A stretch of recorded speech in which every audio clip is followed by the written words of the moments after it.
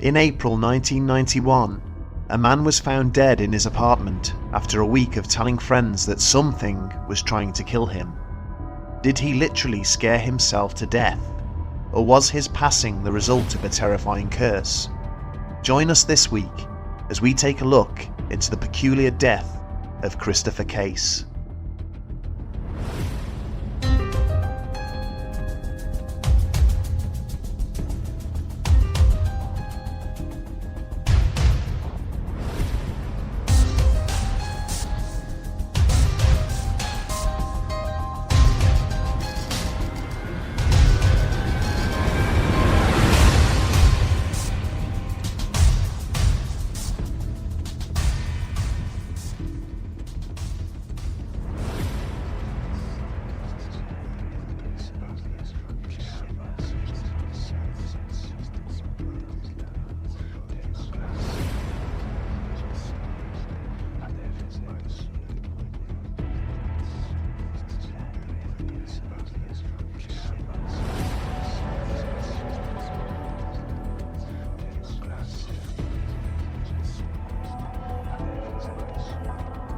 Christopher Case was a small-town radio DJ who had grown up in Richmond, Virginia. He was a well-rounded individual, intelligent, sophisticated, and an absolute fitness zealot who took vitamin supplements daily and exercised religiously. In his early 30s, he decided to move out west to Seattle in Washington State to start a new career as a music executive. He worked for the Muzak Holdings Company, producing the soft music heard in lifts and waiting rooms all over the world. Chris was a popular young man. He had made good friends in his new role and still managed to keep in regular contact with old friends back in Richmond. But despite this, he was a bit of a loner and had remained single for many years. This is not strange in itself. His job required him to travel all over the United States, and he had a real passion for music, particularly compositions of the ancient world. Chris's idea of a good time was sitting at home listening to his favourite tracks rather than going out to socialise of an evening. He found solace in the arrangements of notes and harmonies rather than in the company of others. He didn't want for much. He didn't bother other people, and in return, other people didn't bother him. And it is for this reason that nobody who knew him has ever been able to understand the week in the summer of 1991, which would ultimately end in tragedy. On the morning of Thursday, the 18th of April, Chris was found dead in his apartment. There was no sign of a struggle having taken place or of forced entry. His body was discovered fully clothed, sitting inside his empty bathtub in a kneeling position, with his head resting against the wall. It appeared as though he had simply fallen asleep and passed away. But when police officers searched the residence, they found a multitude of crucifixes, books on the occult, and saw that salt had been poured at the entrance to his home and along every single skirting board inside his apartment.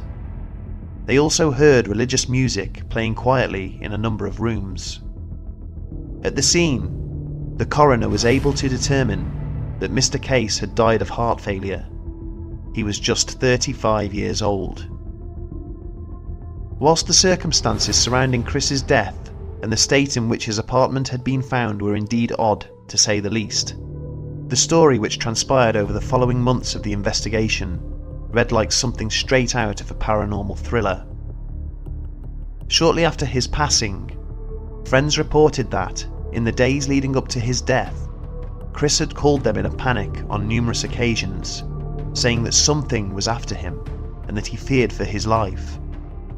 He told friends that he was certain he would be dead before the end of the week. This baffled authorities, and what was originally thought to have been a death by natural causes would take on a much more sinister twist. After weeks of looking into the case, investigators discovered a very chilling side to this story. As it turned out, on the 11th of April, 7 days before his death, Chris had embarked on a business trip to San Francisco, meeting with other executives within the music industry. At some point during his visit, he had been introduced to an older woman who shared his passion for music of the ancient world, particularly that of Egypt and other Mediterranean civilizations.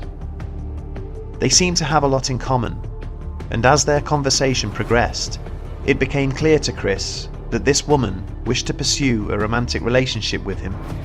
She made no secret of her feelings and asked him to take her home on more than one occasion. Being a man of integrity, he politely declined these requests. She was an attractive lady, but her intensity had unnerved the young executive.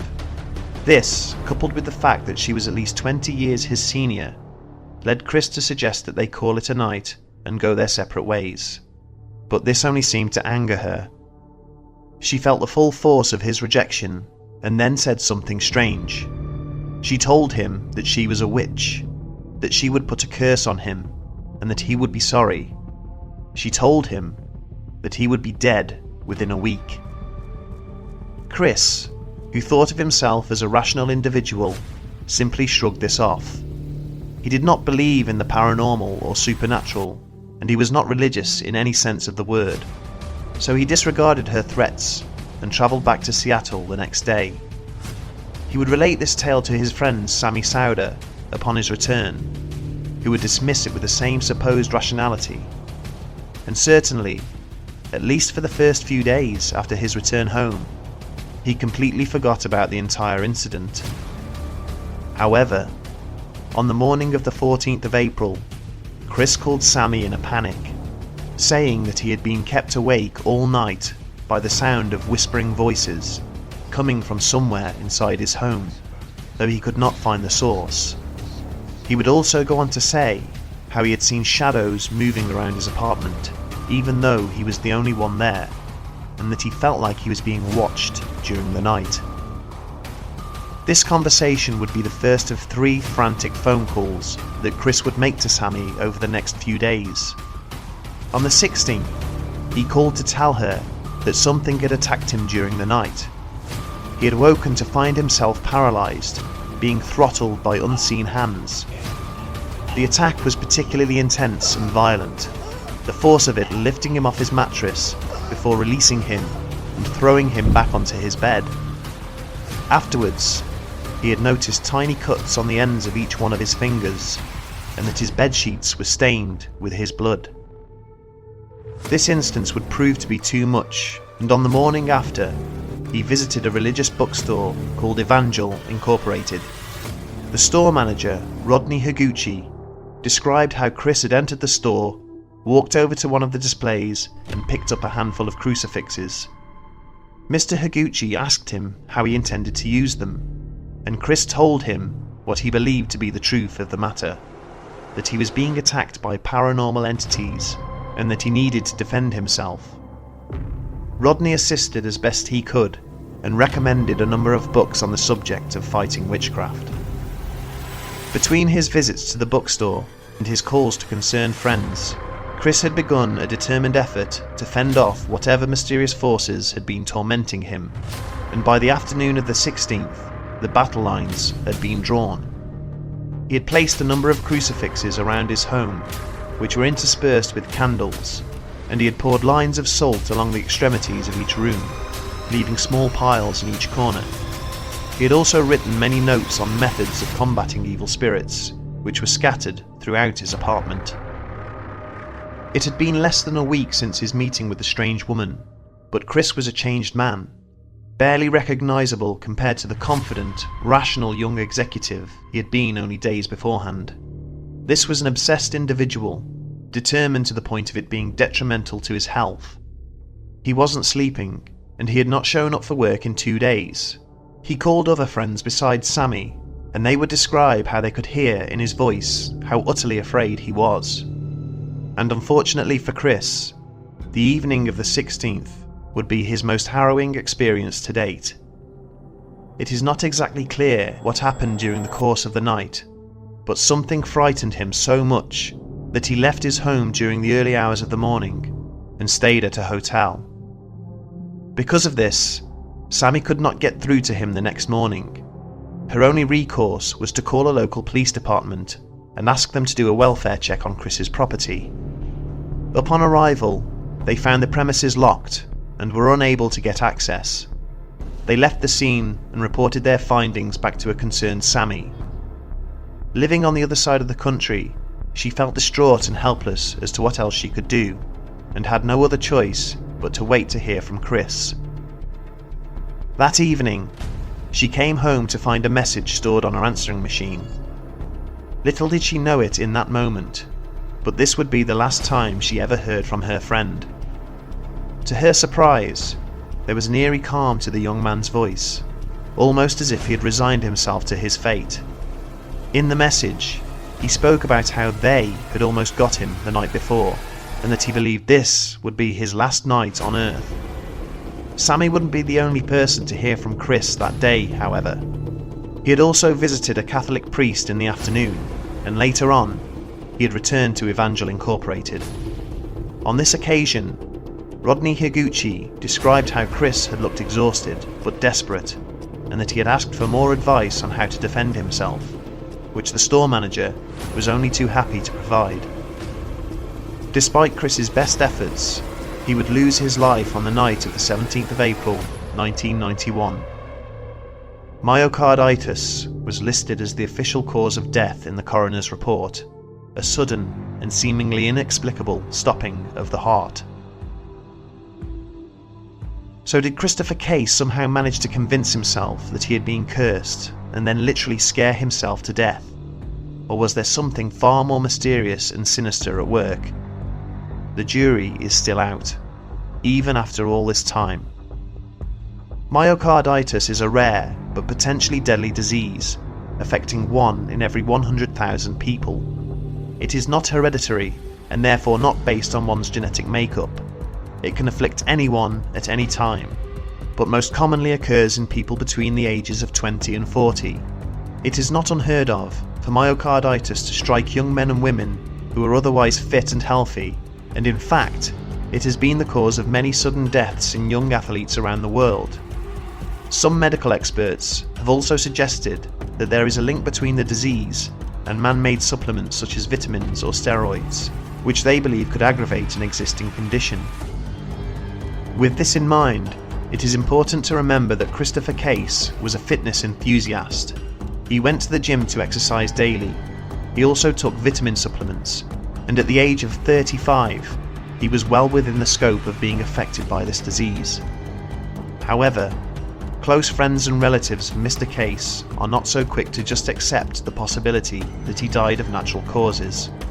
First of all, there are a variety of other symptoms which usually manifest in sufferers of myocarditis, such as chest pain, difficulty breathing, and general fatigue. Furthermore, before a fatal attack such as this, the sufferer will usually display flu-like symptoms in the weeks leading up to their death. Chris experienced none of these things. He was an otherwise fit and healthy young man with a top-notch immune system. And then there is the small matter of Chris's mental state during those last 5 or 6 days. As we have already established, he was a stable individual and not prone to such flights of fancy regarding the paranormal. So why did he suddenly and inexplicably change? Is it really possible for someone to go from being a sane, rational young man one day, only to change to a desperate and obsessed wreck of a man the next? It makes absolutely no sense. Finally, we are faced with the fact that Chris knew he was going to die. He predicted it with alarming accuracy, saying to his friend Sammy on the 17th that he knew he would not last the night. What are the chances of an otherwise fit, healthy, and mentally stable young man dying of natural causes after a week of saying to friends that he feared for his life? One has to wonder whether there is more to this than meets the eye. Whatever happened during that week back in April of 1991, Chris truly believed that he was being haunted and ultimately hunted by something utterly sinister and horrific enough to literally scare him to death. After days of being tormented and tortured at the hands of who knows what, he finally succumbed to his fears and left behind a tantalizing mystery, which will probably never be solved. You may be wondering why the police never followed up on the identity of the woman who supposedly put this curse on him, but his death was never seen as suspicious, and so it did not warrant that kind of investigation. Besides, Chris took her name with him to the grave. Whether he died of a terrifying curse, or whether it was simply all in his head, this case is no less heartbreaking for those who were close to Chris, and we can only hope that he rests in peace.